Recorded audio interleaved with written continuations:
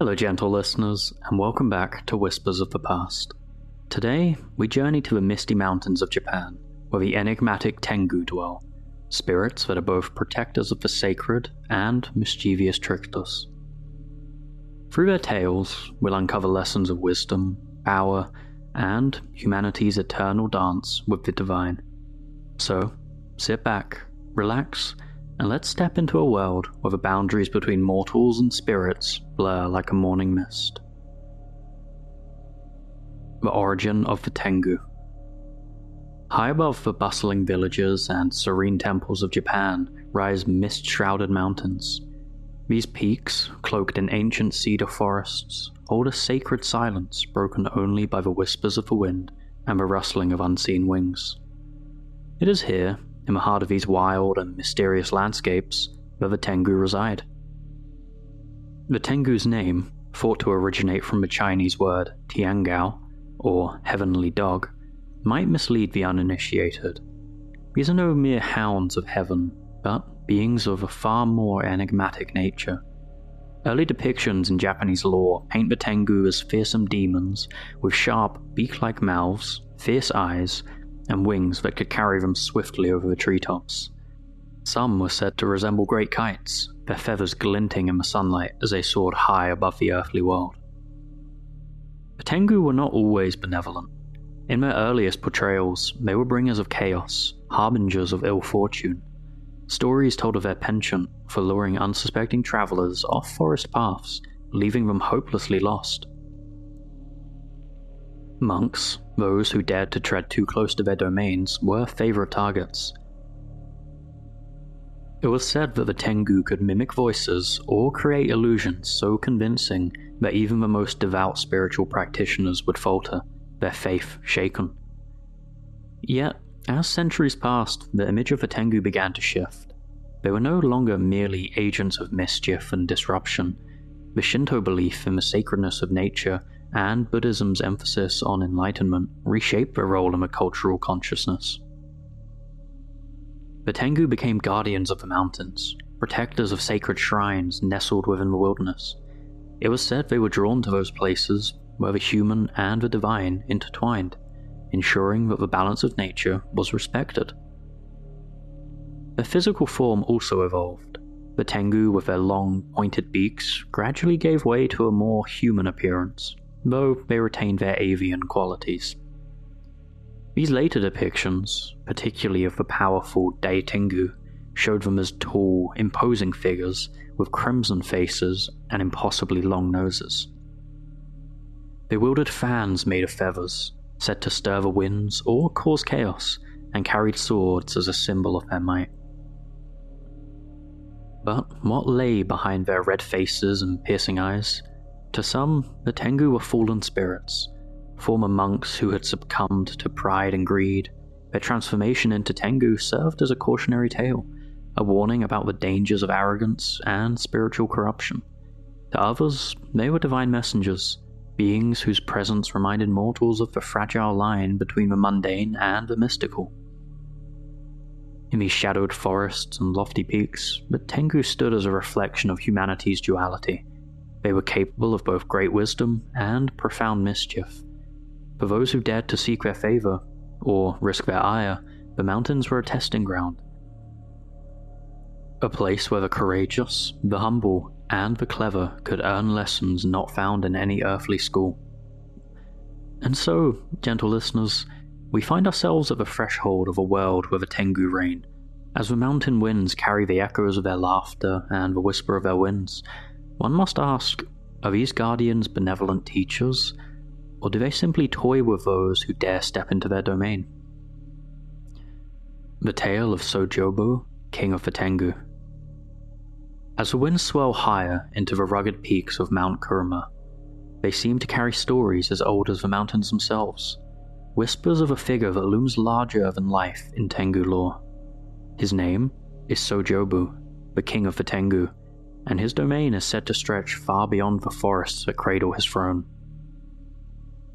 Sojobu is no ordinary Tengu. Legend describes him as towering and regal, his crimson face marked by wisdom and power. Unlike the mischievous Ko-Tengu, smaller and more troublesome Tengu, often seen fluttering in the lowest forests, Sojobu commands reverence. It's said he resides in a cave high above the temples of Mount Kurama, shrouded in a mist that even the bravest travelers hesitate to pierce.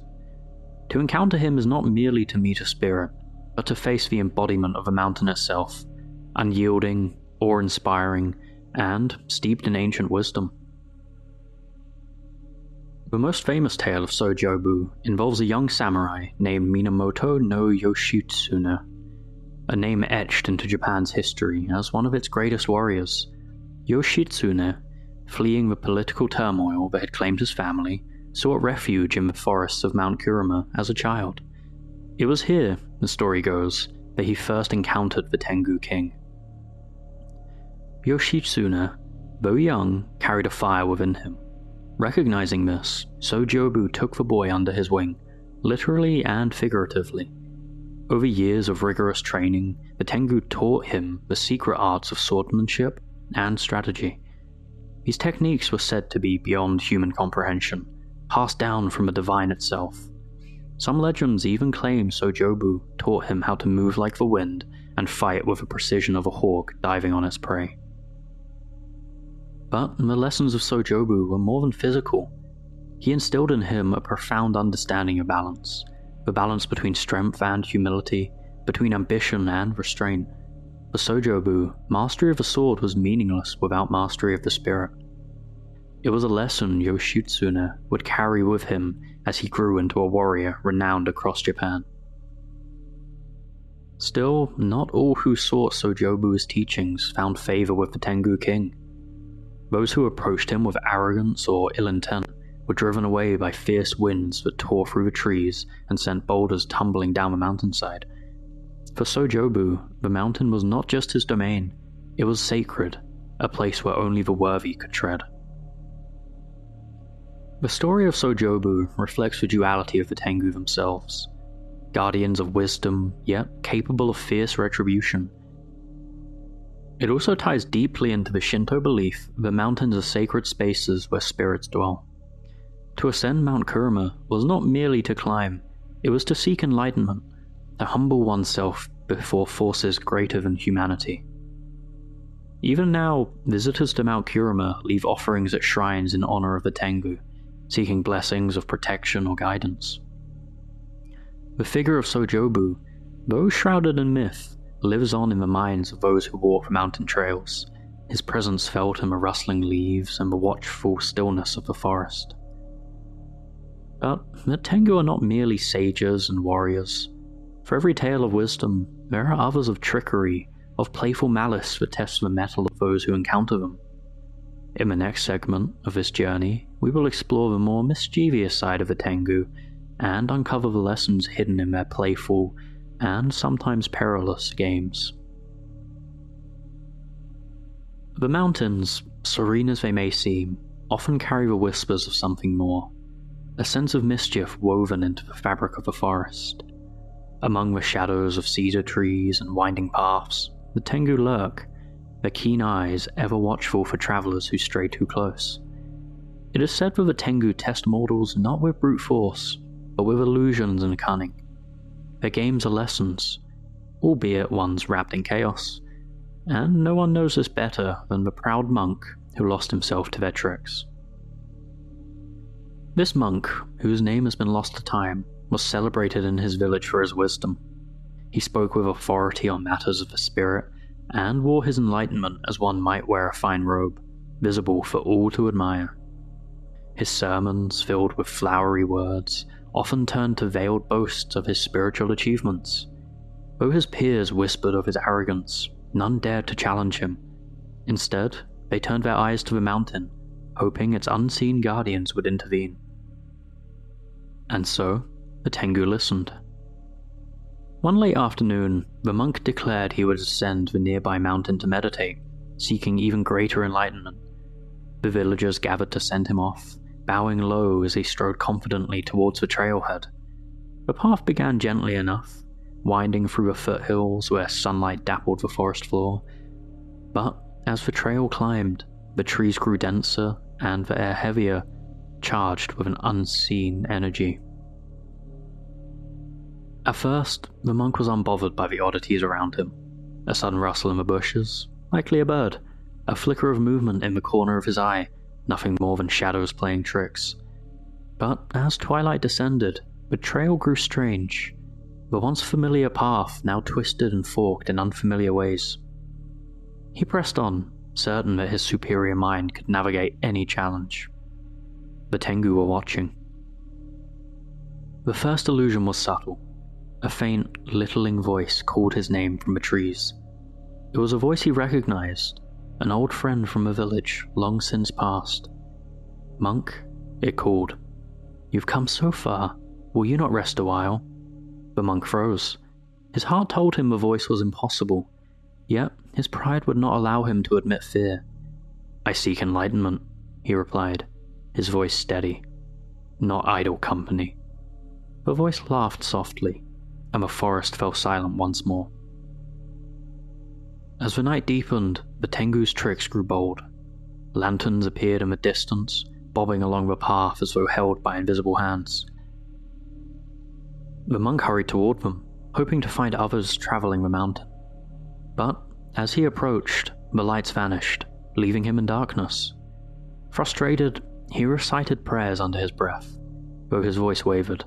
He was no longer certain of his footing or his purpose. Then came the final test. The trail opened into a small clearing, and there sat a figure cloaked in shadow, its back to the monk. "You've come far," the figure said in a low, resonant voice.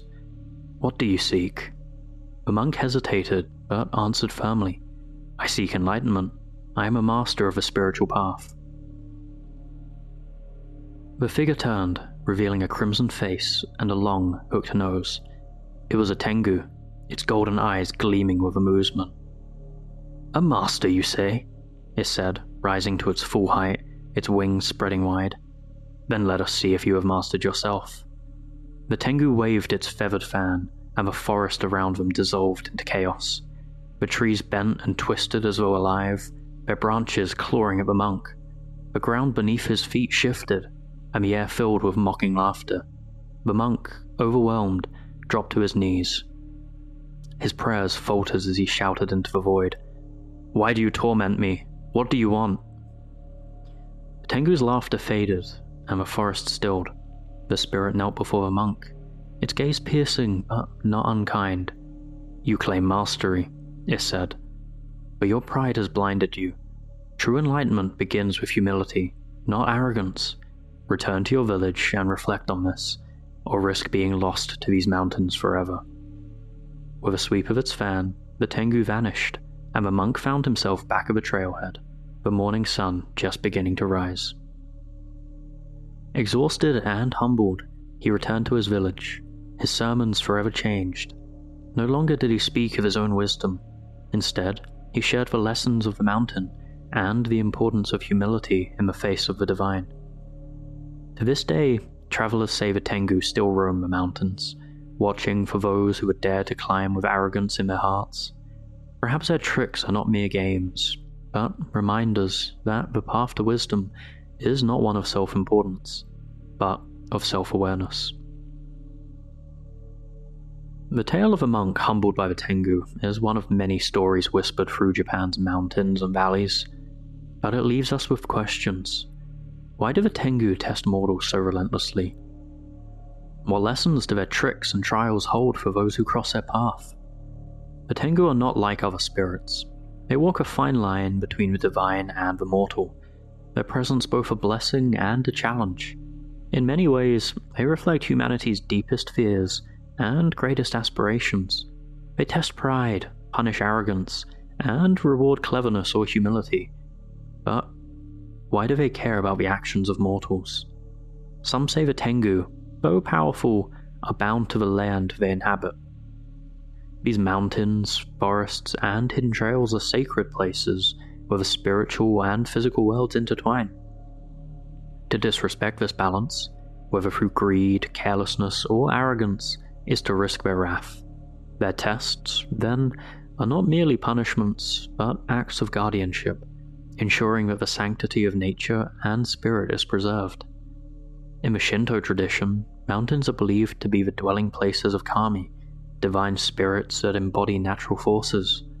The Tengu, as protector of these sacred spaces, might be seen as intermediaries between humans and the divine. To encounter them is to step into a realm where mortal rules do not apply.